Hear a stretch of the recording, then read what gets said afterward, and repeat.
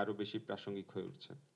বণিক বার্তা ও ঢাকা বিশ্ববিদ্যালয়ের ব্যবসায় শিক্ষা অনুষদ আয়োজিত অষ্টম নন ফিকশন বইমেলা উপলক্ষে সংবাদ সম্মেলন অনুষ্ঠিত হয়েছে। বৃহস্পতিবার সংবাদ সম্মেলনে লিখিত বক্তব্য পাঠ করেন বণিক বার্তার প্রধান প্রতিবেদক মোহাম্মদ বদরুল আলম। তিনি বলেন, নন ফিকশন বইমেলায় এরই মধ্যে শিক্ষার্থী ও পাঠক মহলে সমাদৃত হয়েছে। পুস্তক বিপণনের ক্ষেত্রেও অভূতপূর্ব সাড়া পাওয়া গেছে। এরই ধারাবাহিকতায় এবারও মেলার আয়োজন করতে যাচ্ছে বণিক বার্তা ও ঢাকা বিশ্ববিদ্যালয়ের ব্যবসায় শিক্ষা অনুষদ। বণিক বার্তা ও ঢাকা বিশ্ববিদ্যালয়ের ব্যবসা শিক্ষা অনুষদ যৌথভাবে অষ্টমবারের মতো আয়োজন করছে নন ফিকশন বইমেলা। শুধু নন ফিকশন বই নিয়ে মেলার আয়োজন আমাদের জানামতে দেশে এটিই প্রথম এবং একমাত্র। 28 থেকে 30 ডিসেম্বর 2024 প্রতিদিন সকাল 10টা থেকে সন্ধ্যা 6টা পর্যন্ত সবার জন্য উন্মুক্ত থাকবে নন ফিকশন বইমেলা প্রাঙ্গণ। এবছর সর্বমোট 39টি প্রকাশনা ও গবেষণা সংস্থা মেলায় অংশ নিচ্ছে। মেলায় প্রকাশনা প্রতিষ্ঠানগুলোর স্টল থেকে 25% পর্যন্ত মূল্য ছাড়ে বই কেনার সুযোগ পাবেন পাঠকরা। বইয়ের ক্রেতাদের জন্য মেলায় প্রতিদিন থাকছে র্যাফেল ড্রর আয়োজন।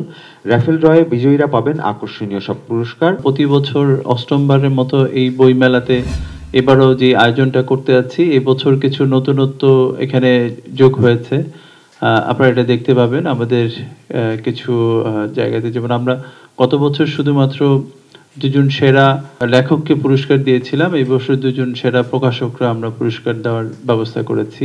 সংবাদ সম্মেলনে ঢাকা বিশ্ববিদ্যালয়ের ব্যবসায় শিক্ষা অনুষদের ডিন অধ্যাপক ডক্টর মাহমুদ ওসমান ইমাম বলেন, এই নন ফিকশন বইমেলায় ইতিহাস, অর্থনীতি, পলিসি মেকিং নানা ধরনের বই থাকে, যে বিষয়ে জ্ঞান শুধু ছাত্রছাত্রীর নয়, অন্য অনেকেরই প্রয়োজন হয়। ফিকশন বলতে বোঝাচ্ছি আমরা যখন নর্মাল বইমেলায় আমাদের দেখি বিভিন্ন ধরনের উপন্যাস, গল্প, আদারগুলো বেশি ভাবে প্রচলিতভাবে যে সমস্ত সেই 21শে বইমেলা যদি দেখি, আমরা বিশেষভাবে ওই সমস্ত বইমেলাগুলো বইয়ের প্রতি আগ্রহ অনেক ইয়েতে থাকে। কিন্তু নন ফিকশন বইমেলা বিশ্ববিদ্যালয়ের ক্যাম্পাসে যখন করা হচ্ছে, এটার উদ্দেশ্য একটা হলো যে নন ফিকশন বই, মানে সেটা হিস্ট্রি রিগার্ডিং দ্য মানে আমাদের ইতিহাস, তারপর অর্থনীতি পরিবর্তন, মানে পলিসিগত কিছু অনেক ধরনের বই, যেই বইগুলোর ক্ষেত্রে খালি ছাত্র মহল না, বিশেষভাবে অন্যদেরকেও অবহিত করা বা